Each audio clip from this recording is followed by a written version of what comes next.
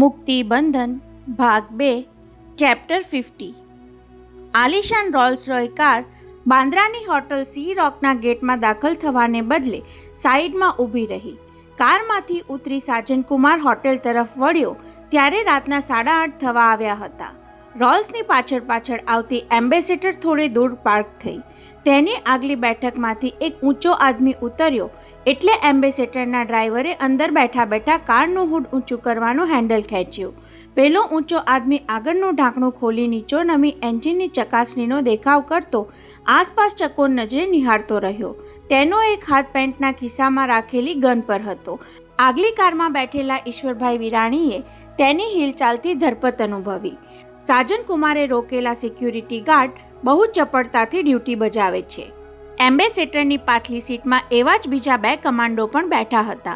વૈભવનો જીવલેણ કાર અકસ્માત તેના રેકલેસ ડ્રાઇવિંગને કારણે નહીં પણ જીપમાં પીછો કરી રહેલા બદમાશોથી છટકવાના પેંતરાનું પરિણામ હતો એની ખાતરી થઈ ગયા પછી ઈશ્વરભાઈએ પોતાની સલામતીનો જાપ્તો વધુ કડક કરી નાખ્યો હતો। નિરાલીના લગ્નની રાત્રે સાજનકુમાર ગીડવાણીને વૈભવ ગ્રુપમાં જોડાવાની ઓફર આપી ત્યારે તો તેમના મનમાં નાનાભાઈ મનોહરના આવા પાણીદાર જોડિયા જમાઈઓને અલગ કરી દઈને એકને પોતાના પડખામાં લઈ લેવાની પેરવી માત્ર હતી। પરંતુ વૈભવની ઘટના પછી તો સાજનકુમારને તેમણે પોતાના પડછાયા જેવો બનાવી દીધો। હોંગકોંગના જાસૂસી તંત્રમાં કામ કરી ચૂકેલા સાજન ગીડવાણીને કામ ચીંધવા માટે માત્ર ઈશારો જ કાફી હતો। સબીના પ્રેગ્નન્ટ છે અને હવે વૈભવને તેના બચ્ચાનો બાપ ઠરાવી દેવા માંગે છે। એ લફરું આપણે પેલા હીરો દેવદત્તના ગળામાં ભેરવી દઈને બાઈનો ખેલ બગાડી નાખવો જોઈએ। બસ એટલું જ કહ્યું ત્યાં સાજનકુમારે કેવી શિફતથી હીરોને ફાંસમાં લઈ લીધો। ઈશ્વરભાઈ કારમાં બેઠા મનોમન હરખાતા હતા। એ જ વખતે દેવદત્તની સાથે હોટલમાંથી બહાર નીકળતો સાજન દેખાયો એટલે ઈશ્વરભાઈ સહેજ ટટ્ટાર થયા। હીરોના ગળામાં ભેરવેલો ગાળિયો ટાઈટ કરવાનું કામ હવે મારું। ભેદી કામ માટે સાજનકુમારે મુલાકાત પણ ગુપ્તપણે ગોઠવી હતી। વૈભવની ઉત્તર ક્રિયા પૂરી થાય એટલે વિરાણી શેઠ સાથે મુલાકાત ગોઠવી આપું છું। ત્યાં સુધી સબીનાને મળવાની કે તેની પ્રેગ્નન્સી વિશે પૂછપરછ કરવાની અધીરાઈ ન કરી બેસતા દેવ। એવું હીરોના મનમાં ઠસાઈ દઈને નાસિકથી પાછા ફરતી વખતે બાંદ્રાની સી રોકમાંથી તેને ઉંચકી લેવાનું ગોઠવી આપ્યું હતું।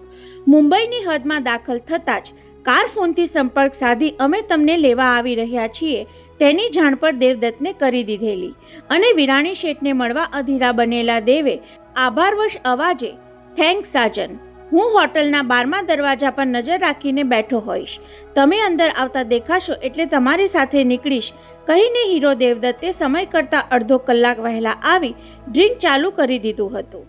વેઇટ સાજન, ગીડવાણીનો હાથ પકડીને રોલ્સ તરફ આગળ વધતા દેવદત્તના પગ થંભી ગયા। પેલા માણસની હિલચાલ શંકાશીલ દેખાય છે કહી તેણે એમ્બેસેડર કાર પાસે ઊભેલા માણસ તરફ ઈશારો કર્યો એટલે સાજને તેનો હાથ દબાવ્યો। ડોન્ટ વરી, એ તો આપણા ગાર્ડ્સ છે। શેઠજી હવે સિક્યુરિટી બાબતમાં કોઈ ચાન્સ લેવા માંગતા નથી કહી હળવેકથી ઉમેર્યું। દેવ, તમારે પણ સાવધ રહેવાની જરૂર છે। ફિલ્મના 2 સ્ટન્ટમેનને આજુબાજુ રાખવાથી ડોનના ગનમેનનું નિશાન ચૂકવી ન શકાય। એને માટે કમાન્ડો જોઈએ, કહેતા હો તો હું ગોઠવી આપીશ। You are right Sajan. એટલું કહેતા સુધીમાં બંને રોલ્સની લગોલગ પહોંચી ગયા અને ઈશ્વરભાઈએ પાટલી બેઠકનો દરવાજો પણ ખોલીને આવકાર આપ્યો। Welcome mister Devdutt. મહેમાનને ઘરમાં આવકારે તેમ હીરોને અંદર લેતા ઈશ્વરભાઈએ શેકહેન્ડ કર્યા। થેન્ક્સ શેઠજી કહેતો દેવ તેમની બાજુમાં ગોઠવાયો અને અગાઉથી નક્કી કર્યા મુજબ સાજને ડ્રાઈવરની બાજુમાં બેઠક લઈ લીધી। દેશના 5મા નંબરના ઉદ્યોગપતિ અને હિન્દી ફિલ્મના 3જા નંબરના હીરો પહેલી જ મુલાકાતમાં એકબીજાને પામી લેવાની ઉતાવળમાં હોય તેમ પરસ્પરને નિરખવા લાગ્યા। અચાનક ઈશ્વરભાઈની નજર દેવદત્તે ડાબા હાથમાં પકડેલા ગ્લાસ પર પડી। ઓહ મિસ્ટર દેવદત્ત, તમારે પીતા બારમાંથી આવવું પડ્યું। ઈશ્વરભાઈને વિચિત્ર લાગ્યું હોવા છતાં હસીને કહ્યું, એ માટે આપણી કારમાં બધી જ જોગવાઈ રાખી છે। બન્યું એવું શેઠજી કે મેં બીજો પેક ભરાવ્યો અને 2-4 ઘૂંટ લીધા ત્યાં સાજનકુમારને આવતા જોયા અને આપે વેટ ન કરવું પડે એટલે અધૂરો ગ્લાસ સાથે લઈને ચાલી નીકળ્યો। ચાલુ કારે પીવાની લિજ્જત ઓર છે મિસ્ટર દેવ। મને આપ માત્ર દેવ કહેશો તો ચાલશે શેઠજી। ઓકે, તમે હીરો રહ્યા એટલે ચાલે, પણ મને કોઈ માત્ર વિરાણી કહે એ ગમતું નથી। ઈશ્વરભાઈએ મજાકની ઢબે ચીમકી આપી દીધી। હા, મને શેઠજી કે વિરાણી સરને બદલે ઈશ્વરભાઈ કહેશો તો વાંધો નથી, કહી તેમણે બટન દબાવીને કારની આગળ પાછળની બેઠક વચ્ચેનો કાળો કાચ ચડાવી દીધો. સાજનને અગાઉથી કહી રાખ્યું હતું કે આ મસલતમાં હું તમને સાથે નહીં રાખું. વેપાર ધંધાની મહત્વની વાતચીત ડ્રાઈવરના કાને ન પડે એ સાવચેતી ઉપરાંત ડ્રાઈવર અને શેઠજી વચ્ચેનું અંતર જાળવી રાખવા માટે કાચનો આ પડદો જરૂરી છે. કાર ફોન આવ્યો પછી તો એ વ્યવસ્થા અનિવાર્ય જેવી બની ગઈ. એર કન્ડિશન કાર માહિમ વટાવીને શિવજી પાર્કના માર્ગે વળી એટલે બીજું બટન દબાવી ઈશ્વરભાઈએ કોકટેલ બાર ઉગાડ્યો. અંદર ઊંચી જાતની વિસ્કી, રમ, જીન, વોડકાની 5-6 બોટલો, સોડા બનાવવાનું સાધન, પાણીનો જગ અને ચેકોસ્લોવિયાની બનાવટના 4 નકશીદાર ગ્લાસ દેવની નજરે પડ્યા. તમારા ગ્લાસમાં કઈ બ્રાન્ડ છે દેવ? હું બ્લેક લેબલ સિવાય બીજી પીતો નથી. પોતે ઊંચી જાતની વિસ્કીટ પીવે છે એવા વટમાં એ બોલી ગયો. ત્યારે ઈશ્વરભાઈના હોઠ મલક્યા. સોરી દેવ, આજે તો કંપની આપવા માટે તમારે બ્લુ લેબલ પીવી પડશે. બ્લેક લેબલ કરતાં બ્લુ લેબલ ઊંચી જાતની હોવા છતાં પીવી પડશે કહીને ઈશ્વરભાઈએ હીરોનો વટ ઓગાળી નાખવાની ચાલ અજમાવી. વૈભવના ડેથ પછી પહેલીવાર પી રહ્યો છું. આઈ હોપ તમને બ્લુ લેબલનો વાંધો નહીં હોય. વાંધો કહીને દેવ બોલવા જતો હતો કે બ્લુ લેબલ તો અનેકવાર પીધી છે, મજા આવે છે, પણ અહીં નિયમિત મળતી નથી અને હોંગકોંગ બેંકોકથી કોઈકની પાસે મંગાવીએ તો ભેળસેળનો ભય રહે છે. પરંતુ આવા ખુલાસામાં પડવાને બદલે તેને ફરી વટ મારવાની ઈચ્છા થઈ આવી. વાત એમ છે ને ઈશ્વરભાઈ, તમારે આ બ્લુ લેબલ જરા માઇલ્ડ છે અને આપણને જોઈએ કડક, સબીના જેવી કડક. સાંભળીને પોતાના ગ્લાસની વિસ્કી ગટગટાવી રહેલા દેવથી ચોંકી જવાયું અને તેના હોઠના ખૂણા વચ્ચેથી શરાબનો એક રેલો બહાર દળી ગયો. પહેલી ચાલમાં જ પોતે સામેવાળાને છક્કડ છોડાવી દીધી એવો ભાવ છુપાતા ઈશ્વરભાઈ મલક્યા. ત્યારે દેવદત્તે પણ સામું મલકીને રિસ્પોન્સ આપવો પડ્યો. સબીના બહુ કડક છે, એની આપને ક્યાંથી જાણ ઈશ્વરભાઈ? તમને યાદ હોવું જોઈએ, મારા પ્લોટ પર મંદિર બાંધવા માટે ઝૂંપડપટ્ટી હટાવવા સામે એણે મોરચો કાઢેલો. ઓહ યસ, એ રીતે સબીના બળવાખોર ખરી, કહી તેણે ઉમેર્યું. જો કે એ મોરચાને ઘણાએ સબીનાનો પબ્લિસિટી સ્ટન્ટ કહીને ટીકા પણ કરેલી. એ માત્ર પબ્લિસિટી સ્ટન્ટ હોય તો મને વાંધો ન હતો. ઈશ્વરભાઈએ બ્લુ લેબલની બોટલ પરથી બૂચ હટાવતા કહ્યું. એનો સ્ટન્ટ જુદો હતો. ખરેખર તો આ બહાને એ મારા વૈભવની નજીક આવવા માંગતી હતી. મે બી સબીના માટે ભરપૂર માન ધરાવતા દેવદત્તે હામાં હા ભણી. સામેવાળાનું મન કહ્યા વિના દલીલમાં ઉતરવાની ઉતાવળ શું કામ કરવી? એ જ વખતે વિરાણી શેઠને બીજા ગ્લાસમાં વિસ્કી ભરતા જોઈ તેણે પોતાનો હાથ લંબાવ્યો. શેઠજી, મારા માટે આ ગ્લાસમાં ભરશો તો ચાલશે. વિસ્કીમાં એઠા જૂઠાનો ભેદ કેવો? સ્ત્રી બાબતમાં પણ તમે એવું જ માનો છો દેવદત્ત? ઉદ્યોગપતિ વિરાણી ફરી ફરીને વાત સબીના તરફ વાળતા હતા અને હીરો તેમના કટાક્ષથી ગૂંચવાતો જતો હતો. ઈશ્વરભાઈએ નવો ગ્લાસ ભરીને તેના હાથમાં વળગાડ્યો ત્યારે હોટલવાળો ખાલી ગ્લાસ ક્યાં રાખવો તેની ગળમથલ થઈ.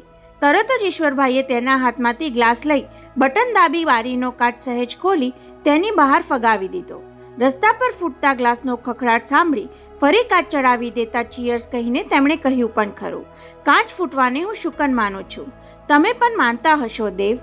ત્યારે દેવ બોલ્યો નહીં કે જાણી કરીને ગ્લાસ ફોડવાથી શુકન થતા હોય તો શૂટિંગ પર જતા અગાઉ હું અડધો ડઝન ગ્લાસનો ખુરદો બોલાવી દઉં. રોલ્સ રોય શિવાજી પાર્ક અને પ્રભાદેવી પસાર કરી વરલી આવી પહોંચી ત્યારે બંને ચૂપ થઈને ફરી વિસ્કી પીવામાં ધ્યાન પરોવ્યું. મૂળ વાત પર આવતા પહેલાંની એ ખામોશી હતી અને કફ પરેડ નજીક આવતું જતું હતું એટલે ઈશ્વરભાઈએ પગ પાસેનું બટન દબાવી ડ્રાઈવર વાઘેલાને મૂક સંકેત આપ્યો. ધીમી ચલાવ. કહીએ ઈશ્વરભાઈ, મુझे अब क्या करना चाहिए?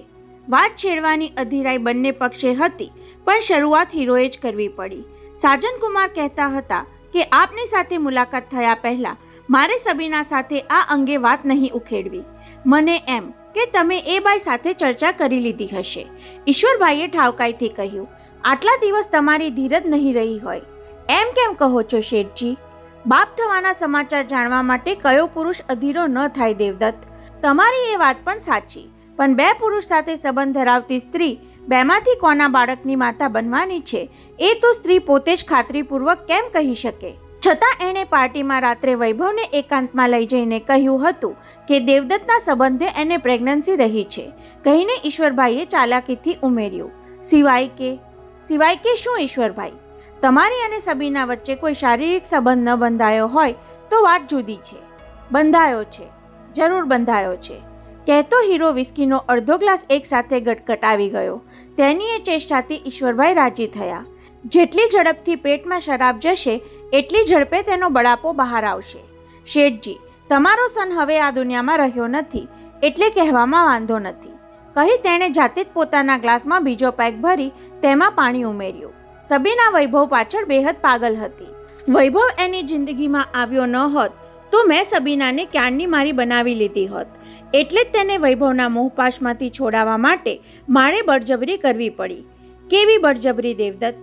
આઉટડોર શૂટિંગમાં એક રાતે ચિક્કાર પીધેલી હાલતમાં હું તેના બેડરૂમમાં ઘૂસી ગયો હતો. દેવદત્તે 2-3 ઘૂંટ પી લઈને ઉમેર્યું, મેં રીતસર તેના પર બળાત્કાર કર્યો એમ કહી શકાય. ક્યારેક સ્ત્રીને વશ કરવા માટે પુરુષે એવું કરવું પડે. ઈશ્વરભાઈએ આડપંપાળ કરીને પૂછ્યું, પછી શું થયું દેવ? મને હતું કે સવારે ઉઠીને સબીના હોહા મચાવી દેશે, બધાની વચ્ચે મને ઉઘાડો પાડશે. તેને બદલે એ ચૂપ રહી. એમ જ ને? હા શેઠજી, ચૂપ રહી. એટલું જ નહીં, મને પણ ચૂપ રહેવા કહ્યું. કેટલા વખત પહેલાંની વાત છે. દિવાળી પહેલાં અમે કુલ્લુ મનાલી આઉટડોરમાં ગયેલા, ત્યારે શૂટિંગની છેલ્લી રાતે આ બનેલું, એટલે કે નવેમ્બરના પહેલા વીકમાં. તો તાળો મળે છે. શેનો તાળો ઈશ્વરભાઈ? સબીનાની પ્રેગ્નન્સીને અત્યારે 10મું અઠવાડિયું ચાલે છે. Oh my God! ઉત્તેજના ભર્યા ઉદ્ગાર સાથે દેવદત્ત બાકીની વિસ્કી ગટગટાવી ગયો. આપ તેના અઠવાડિયા જાણો છો અને હું સાવ બેખબર છું. હાઉ કમ? એ કેવી રીતે? હવે ઈશ્વરભાઈએ પોતાનો બીજો પેક ભર્યો અને ગ્લાસમાં સોડા ઉમેરી. કાર ત્યાં સુધીમાં પેડર રોડના ચઢાણ પર આવી ગઈ હતી. ઈશ્વરભાઈએ પણ સાચવીને વાતને પાટા પર ચઢાવવાની હતી. મિસ્ટર દેવદત્ત, તમે છાપામાં સબીના વિશેના સમાચાર ધ્યાનપૂર્વક વાંચતા નથી લાગતા. હું સમજ્યો નહીં. 7મી જાન્યુઆરીએ બેસ્ટ એક્ટ્રેસનો એવોર્ડ જાહેર થયો ત્યારે બપોરના એક પેપરના અહેવાલમાં અંતે એવું લખાયું હતું કે આવતા અઠવાડિયે સબીના બીજો એક ધડાકો પણ કરે એવી વકી છે. કયો ધડાકો શેઠજી? પોતે પ્રેગ્નન્ટ છે એનો ધડાકો. પરંતુ પરણ્યા વગર તે આવું શું કામ કરે? કારણ પછી કહું. પહેલાં મેં આ ધડાકાનો તાક કેવી રીતે મેળવ્યો એ જાણી લો. ઈશ્વરભાઈએ ઝડપ વધારી. મેં એ રિપોર્ટરને સાધ્યો. તેને આ ધડાકાની જાણ ક્યાંથી થઈ અને એ ધડાકો શેનો છે એની બાતમી મેળવી. શું કહ્યું એણે? બાંદ્રાની લેડી ડૉક્ટર મિસિસ રાવને ત્યાં કામ કરતી એક નર્સ સાથે આ રિપોર્ટરને લફરું છે. ઓહ, ડૉક્ટર મિસિસ રાવ તો અમારી ફિલ્મ લાઇનની જાણીતી ગાયનેકોલોજિસ્ટ છે. આપની વાત બરાબર લાગે છે. હું વાત કહું એ બરાબર જ હોય મિસ્ટર દેવદત્ત. તેમાં લાગે છે એમ કહેવું એ શંકા દર્શાવવા જેવું કહેવાય. સોરી, આપ આગળ વધો. એવોર્ડના 2 દિવસ પહેલાં સબીના ગાયનેકોલોજિસ્ટ ડૉક્ટર પાસે યુરિન ટેસ્ટ કરાવવા ગઈ હતી અને તેનો રિપોર્ટ પોઝિટિવ દેખાયો હતો. You are a genius. આપે તો વાતનું મૂળ શોધી કાઢ્યું. ત્યાર પછી પાકું કરવા માટે 12મી જાન્યુઆરીએ સબીનાએ ફરી ટેસ્ટ કરાવ્યો અને ત્યાર પછી 14મીની રાત્રે પાર્ટીમાં તેણે વૈભવને આ ખબર આપ્યા. પણ મને કેમ ખબર ન આપ્યા? આ સવાલ માટે ઈશ્વરભાઈ તૈયાર જ હતા, કારણ કે પહેલાં એ વૈભવનું રિએક્શન જાણવા માંગતી હતી. સબીના તેને કહે કે હું દેવદત્ત થકી પ્રેગ્નન્ટ થઈ છું અને તેનો પ્રત્યાઘાત શું આવે છે એ જાણી લીધા પછી જાહેર કરવા માંગતી હશે. પરંતુ એ રાત્રે વૈભવને અકસ્માત નડ્યો અને શું ઈશ્વરભાઈ? એણે વિચાર બદલી નાખ્યો. સબીનાને એમ કે હવે આવનાર બાળકના બાપ તરીકે વૈભવ તરફ આંગળી ચીંધી દઉં તો એ બાળક અબજોપતિ વિરાણી કુટુંબનું વારસદાર બની જાય, કહી ઈશ્વરભાઈએ હળવેકથી ઉમેર્યું. કઈ સ્ત્રી પોતાના બાળકને મોટા ઘરના ફરજંદમાં ખપાવી દેવાની લાલચને રોકી શકે? તેમાં સબીના તો કુંવારી હતી. વૈભવ સાથેનો એનો સંબંધ પુરવાર કરી શકે તેમ હતી અને તમારા જેવા પરણેલા પુરુષના બાળકની માતા થવા કરતાં મૃત્યુ પામેલા વૈભવના બાળકની માતા દેખાવામાં સમાજમાં તેનું સ્થાન ઊંચું થઈ શકે તેમ હતું. સાંભળીને દેવદત્ત વિચારમાં પડી ગયો. કાર હવે મરીન ડ્રાઈવના દરિયા પાસેથી પસાર થઈ રહી હતી. તો હવે મારે શું કરવું શેઠજી? હીરોએ જ્યાંથી શરૂઆત કરી હતી ત્યાં જ પાછો આવી ગયો. તમે કદાચ નહીં જાણતા હો, મારે ઘેર હજુ પારણું બંધાયું નથી. બાળક ખાતર મારી વાઈફ બીજી કોઈ પણ સ્ત્રીને આવકારવા તૈયાર થાય તેમ છે. સમજાતું નથી મારે શું કરવું. હું સમજાવું. ઈશ્વરભાઈએ વડીલની ઢબે કહ્યું. અમારી ગુજરાતીઓની એક કહેવત બહુ પ્રચલિત છે, સીધી આંગળીએ ઘી ન નીકળે એ માટે તો આંગળી વાકી જ કરવી પડે. સમજ ગયા. હીરો ઉત્સાહભેર બોલી ગયો. લાતો કે ભૂત બાતો સે નહીં માનતે, એવી અમારી ફિલ્મ લાઇનની કહેવત પણ છે. તમે પંજાબીઓ વાત વાતમાં લાતનો ઉપયોગ કરો છો, પણ ગુજરાતીઓ આંગળીથી કામ ચાલે તો ખોટું જોર વાપરતા નથી. ઈશ્વરભાઈએ એટલું કહ્યું ત્યાં નરીમાન પોઈન્ટનો વૈભવ ટાવર્સ દેખાયો. તરત જ તેમણે માઇકમાં ડ્રાઈવરને સૂચના આપી, કારને સામે પાર્ક કરી દે. 26 જાન્યુઆરીની રજાનો દિવસ હતો અને રાતના 9:15 વાગ્યા હતા, એટલે આજુબાજુ બહુ ઓછી કાર હતી. રોલ્સ રોયની પાછળ કોન્ટેસા પણ થોડે દૂર પાર્ક થઈ. ઘડીભર તો ઈશ્વરભાઈને થયું કે આ હીરોને વૈભવ ટાવર્સમાં લઈ જઈ મારી જાહો જલાલી દેખાડીને આંજી નાખું, પણ વૈભવના અવસાન બાદ આ રીતે પહેલીવાર ઓફિસમાં જવાથી કોઈની આંખે ચડી જવાનું જોખમ હતું. એટલે વચ્ચેનો કાચ નીચે ઉતારી વાઘેલા તું નાસ્તો પાણી કરી આવ એવો ડ્રાઈવરને આદેશ આપી મસલતમાં સાજનકુમારને સામેલ કરી દીધો. હવે આપણે ત્રણે પીતા પીતા વાતને આગળ વધારીએ. સમુદ્રની ખારી હવા સાથે તુરી વિસ્કીનું કોકટેલ કર્યા પછી ઈશ્વરભાઈએ શરૂઆત કરી. દેવ, પહેલાં તો તમારે સબીના પાસે જઈને પ્રેગ્નન્સી બદલ કોંગ્રેચ્યુલેશન આપવાના, એટલે એ ચોંકી જાય. એમ જ ને, સબીના બહુ શાણી છે, એ તો તમને એમ જ કહેશે કે આવી અફવા કોણે ઉડાવી. કહેતા ઈશ્વરભાઈએ કોટના ખિસ્સામાંથી 2 કાગળ કાઢીને તેની સામે ધર્યા. એ એવું કહે એટલે તમારે તેના 2 યુરિન ટેસ્ટના રિપોર્ટની આ ઝેરોક્સ કોપી તેની સામે ધરી દેવી. એટલે એ મને પૂછપરછ કરશે કે તારી પાસે આ રિપોર્ટ ક્યાંથી આવ્યો. મિસ્ટર દેવ, તમારે એને એવું બોલવાની તક જ નહીં આપવાની. કોઈ ફિલ્મ ડિરેક્ટરની અદાથી ઈશ્વરભાઈએ માર્ગદર્શન આપ્યું.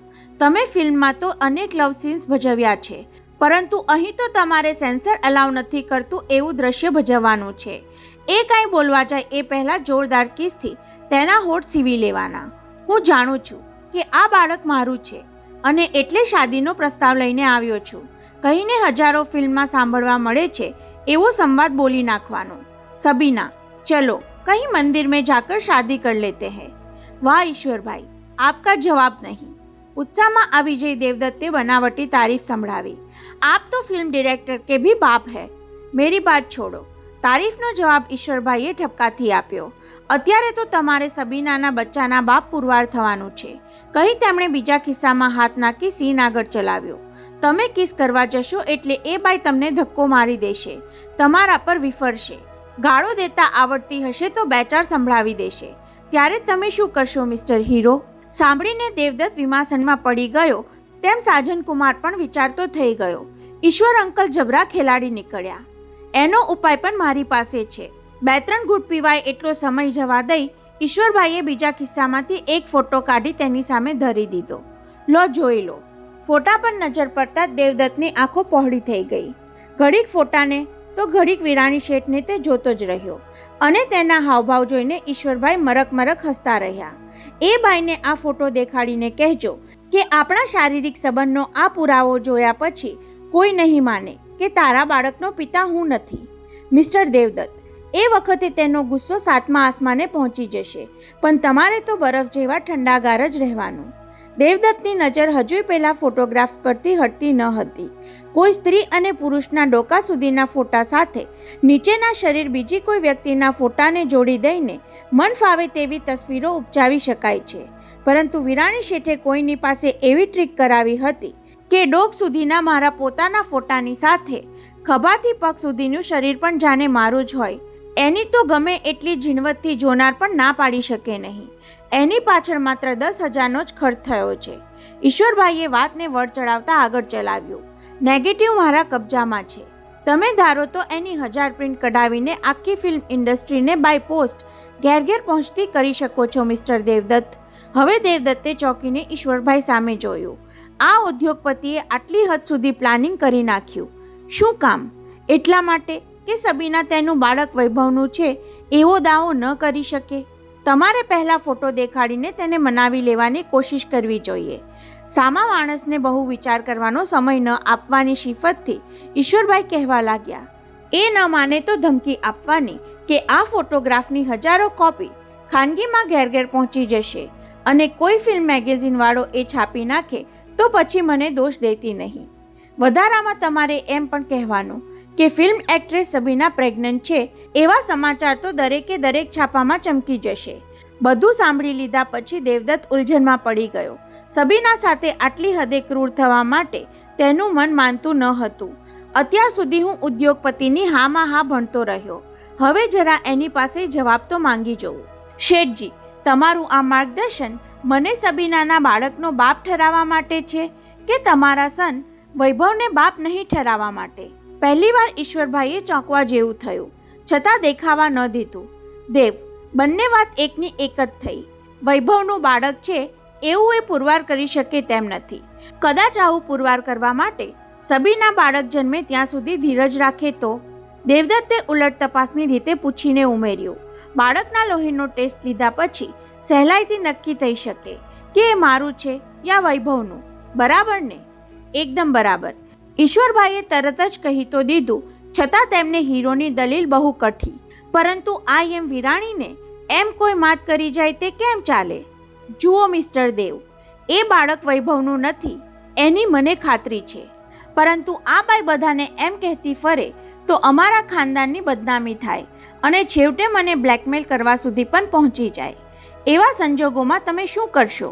હું શું કરું? આંખના ભવા ચઢાવીને ઈશ્વરભાઈ ધારદાર અવાજે બોલી ગયા. તો હું અમારી ગુજરાતી કહેવતને બદલે તમારી ફિલ્મી કહેવત અમલમાં મૂકું. એટલે કે વાંકે આંગળીએ ઘી ન નીકળે તો પછી લાતો કે ભૂત બાતો સે નહીં માનતે. એ કહેવત મુજબ સબીનાના પેટમાં લાત મારી બાળકનો નિકાલ કરી દઉં. ધ્રુજી ગયો દેવદત્ત.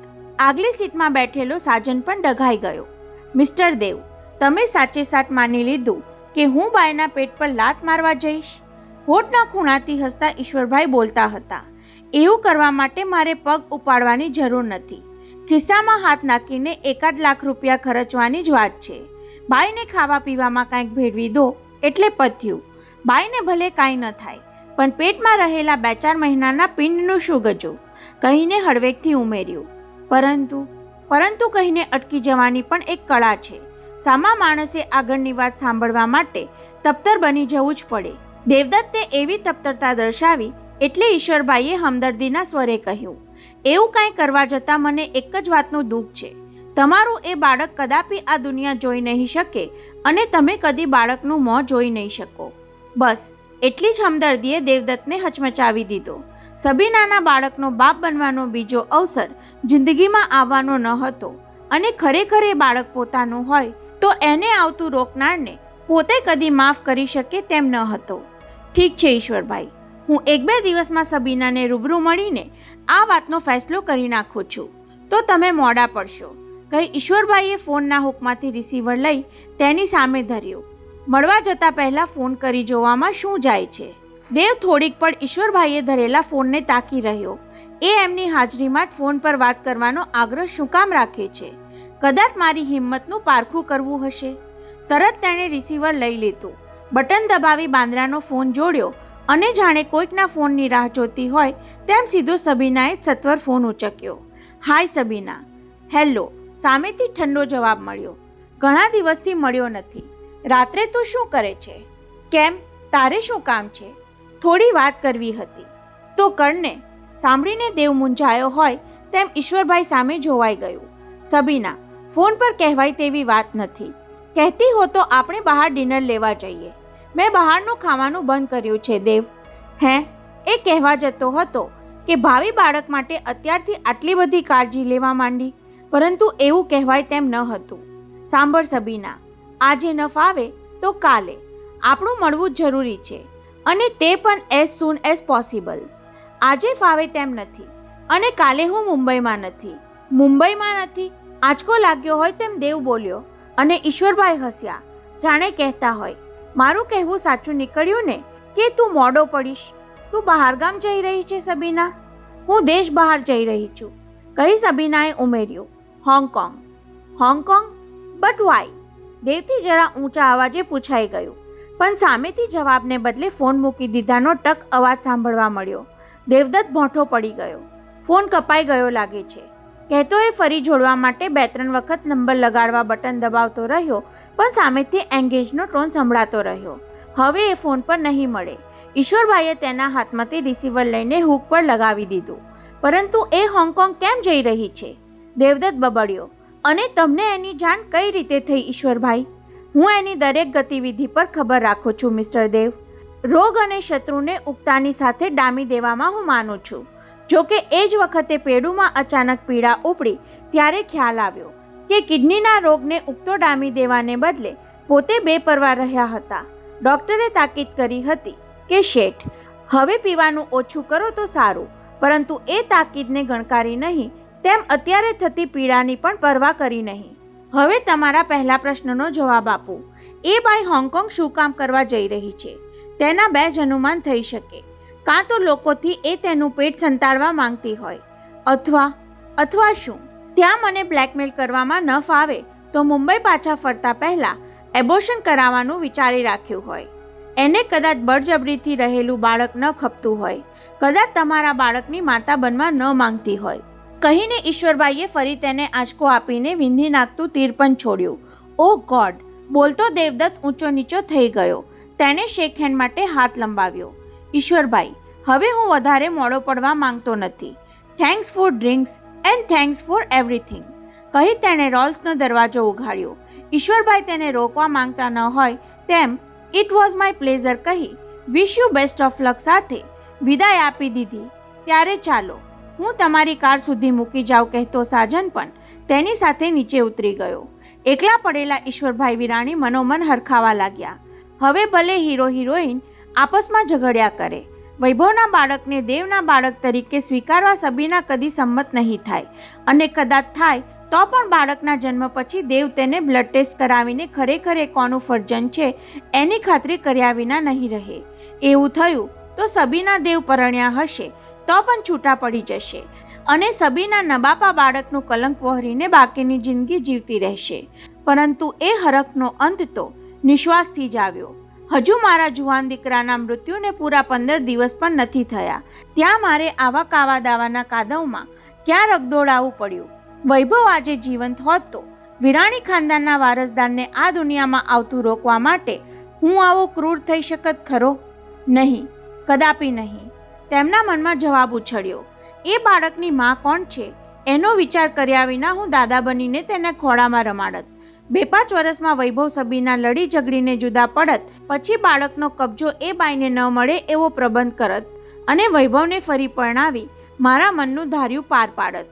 માણસ ગમે તેટલા ઊંચા સ્થાને પહોંચે તો પણ ક્યારેક એનામાં રહેલો શેક ચલ્લી અશક્ય કલ્પનાઓમાં રાચવાની લાલચને રોકી શકતો નથી. 2 મિનિટની આવી તરંગ લીલા પછી ઈશ્વરભાઈને ખ્યાલ આવ્યો કે દેવને વડાવવા ગયેલો સાજનકુમાર હજુ પાછો ફર્યો નથી. તેમણે ડોક ફેરવીને બહાર ડોક્યું કર્યું તો બત્તીના થાંભલા નીચે પાર્ક કરેલી કોન્ટેસા પાસે બંને જણા કંઈક ગુપસુપ કરતા હતા. પછી ઘડિયાળમાં જોયું તો 10:15 થવા આવ્યા હતા. તેમને ઘર યાદ આવી ગયું. સબીનાના બાળકનો તો નિકાલ કર્યો, હવે ચારુના કહેવાતા પુત્રને પણ નજરથી દૂર કરવાની મુદત પાકી ચૂકી છે. તેમણે હુકમાંથી રિસીવર લઈ વિરામવિલાનો નંબર જોડ્યો. ફોન ઉચકતા જ નિરાલીનું હેલ્લો સંભળાયું. એ કહેવા જતા હતા કે મને આવતા થોડી વાર લાગશે, તમે સૌ જમી પરવારીને સૂઈ જજો. પરંતુ ત્યાર પહેલાં નિરાલી શરૂ થઈ ગઈ. ડેડી, તમને એક સરપ્રાઈઝ આપવાની છે. આપણે નાસિક ગયા ત્યારે જેમને સાધુ વેશમાં જોયેલા એ પ્રથમ ભાઈને અમે પાછા આવીને રેશમી કુર્તા પજામામાં જોયા. મમ્મીએ તેમનો સંન્યાસ છોડાવ્યો ડેડી. પ્રથમ ભાઈને આપણી સાથે જ રહેવા માટે સમજાવી લીધા. તમે પણ સાંભળીને ચોંકી ગયા ને ડેડી? ખરેખર તો ઈશ્વરભાઈ છડી પડ્યા હતા. એક જ દિવસની ગેરહાજરીમાં ચારુએ ચાલાકી કરીને પેલાને ઘરનો માણસ બનાવી દીધો. મારા પહોંચવા પહેલા એ છોકરાને સૌ સ્વીકારી લે એવી ચાલબાજી અજમાવી. નિરાલી, ફોન તારી મમ્મીને આપ. એમના અવાજની કરડાકીએ નિરાલીને બોલતી બંધ કરી દીધી. થોડી વાર સામે છેડે ખામોશી રહી. ત્યારે ઈશ્વરભાઈએ માની લીધું કે ચારુ ફોન પર આવવા તૈયાર નહીં થાય. સાલી જિદ્દી. હેલો. પત્નીનો તરડાઈ ગયેલો અવાજ સાંભળવા મળ્યો. તમે ક્યાંથી વાત કરો છો? જ્યાંથી વાત કરું છું ત્યાં. એકલો જ છું. ઈશ્વરભાઈએ બોલવામાં સખ્તાઈ ચાલુ રાખી, છતાં સામે છેડે તેની કોઈ અસર થઈ નહીં. મેં પણ બેડરૂમમાં આવીને ફોન લીધો છે. એકલી જ છું. કહો જે કહેવું હોય તે ઈશ્વર. ક્યારેક ક્યારેક પત્નીના મુખેથી બોલાતું ઈશ્વર સંબોધન આજ સુધી બહુ મીઠું લાગતું હતું, પણ અત્યારે એ બહુ કઠ્યું. સાંભળી લે. સાંભળું છું. એ છોકરાને સંન્યાસીમાંથી કુટુંબી બનાવવાના તારા કારસ્તાન મારી સામે નહીં ચાલે. સામેથી મૌન. વૈભવની ઉત્તર ક્રિયા સુધી હું ચૂપ રહ્યો. હવે તને કહી દઉં છું, એ છોકરો સવારે મારા ઘરમાં દેખાવો નહીં જોઈએ, અને દેખાશે તો સાલી તું સામે બોલે છે. ઈશ્વરભાઈ કોપાયમાન થઈ ગયા. જો સવારે ઘરમાં દેખાયો તો નોકરો પાસે ધક્કા મરાવીને હું તેને બહાર ફેંકાવી દઈશ. શું સમજી ગઈ. ચારુબહેન ગદગદ અવાજે બોલી ગયા. સવાર પડવા આડે હજુ આખી રાત બાકી છે. ત્યારે ઈશ્વરભાઈ કહેવા જતા હતા કે એ આડી રાતમાં તારા આડા સંબંધ ઉઘાડા પડી જશે અને આપણા સંબંધની એ અંતિમ રાત બની જશે. પરંતુ ત્યાર પહેલા સાજન ગીડવાણી આવી પહોંચ્યો અને તેમણે ફોન મૂકી દેવો પડ્યો. સાજને જોયું તો ઈશ્વરભાઈનું મુખ ક્રોધથી લાલચોળ થઈ ગયું હતું. અંકલ, તમે દેવને બરાબરનો ફાસલામાં લીધો. એવી તારીફ કરવાનો ઉત્સાહ ઈશ્વર અંકલનો ક્રોધ જોઈને તત્કાળ ઓગળી ગયો. તેને થયું, આ માણસ ખતરનાક જ નહીં, ખોફનાક પણ છે.